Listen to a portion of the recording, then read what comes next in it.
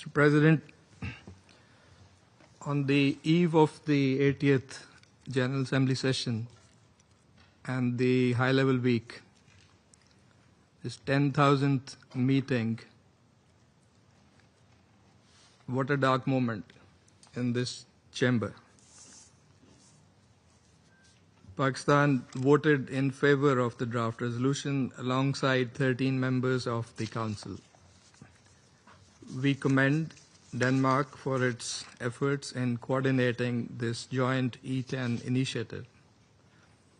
We align ourselves with the remarks of the permanent representative of Denmark. President, Pakistan profoundly regrets that this Council was unable to adopt a draft resolution tabled by the 10 elected members, a resolution solely aimed at addressing the unfolding humanitarian crisis in Gaza. This was not a routine procedural matter. It was an opportunity to act in the face of unprecedented brutality and devastation and mass displacement in Gaza as the Israeli ground invasion intensifies. But let us be clear, it is not for lack of will or initiative. A clear majority of this Council has consistently demanded urgent action to stop the carnage in Gaza. And we have fulfilled our part of that responsibility. What prevented the Council from acting was the exercise of the veto. That carries a heavy responsibility. And that is where the apology must lie. In moments of such grave human suffering, preventing the Council from fulfilling its mandate risks being seen as enabling the continuation of that suffering. Those who have chosen this course must review their position. The people of Gaza are trapped between relentless bombardment and a suffocating blockade. Children are starving. Hospitals have collapsed.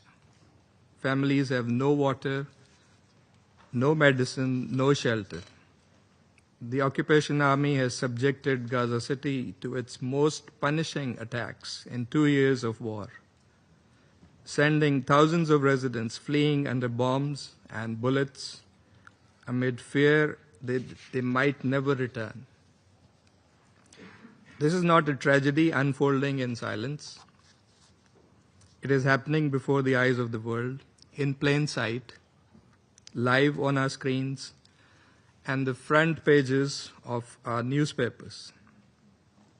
In that grim setting, today's failure sends a dangerous message that the lives of 2 million besieged Palestinians are deemed expendable and can be subordinated to political considerations.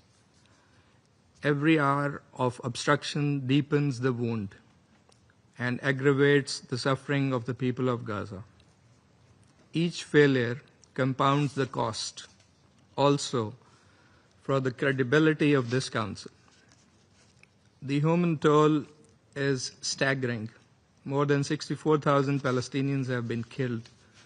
Famine has been officially declared in Gaza, with more than 400 deaths already caused by starvation. Infrastructure lies in ruins.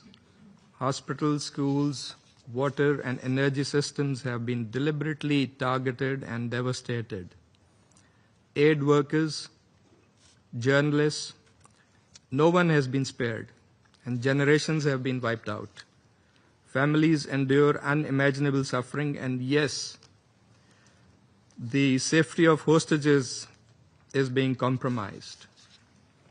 Their cries may also be drowning out by the roars of the bombs, together with the hundreds of thousands of Palestinians.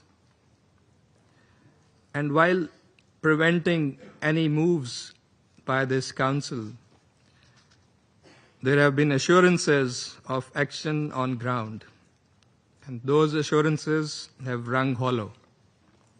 as the situation has only worsened, as we have seen. President, let me repeat, the majority of this Council has acted responsibly. We have fulfilled our duty under the Charter. The shortcomings lie not with the Council as a whole, but with the constraints imposed on it.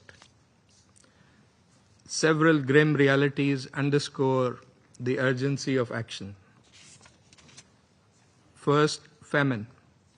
Already declared in Gaza City, famine threatens to spread across the Strip. Military escalation. Ignoring the calls for a ceasefire and having repeatedly undermined and sabotaged the negotiations, the Israeli onslaught on Gaza City is now claiming dozens of lives daily and could uproot 1 million people. And West Bank annexation plans. The expansion of illegal settlements in the West Bank, including the latest E1 plan, exposes the entrenched nature of the occupation and its true intentions, a death knell to the two-state solution. What a stark manifestation of settler colonialism in the 21st century. And we cannot remain oblivious of the fact that all of this is happening with an ongoing case in the ICJ and the unmistakably grave findings of the UN Commission of Inquiry regarding the acts of genocide in Gaza. Mr. President, Pakistan reaffirms its unwavering support for the Palestinian people in their just struggle for self-determination, dignity, and justice.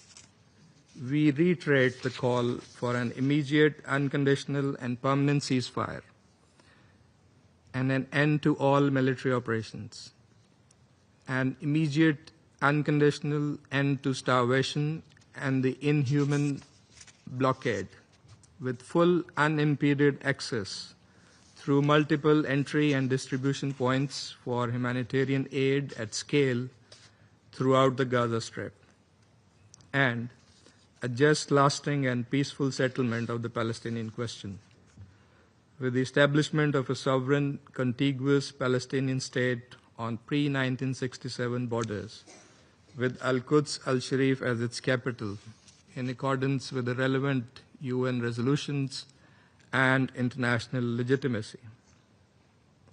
Pakistan stands resolutely with the majority of this Council, and indeed with the majority of the UN membership, reflecting the expectations of the wider international community.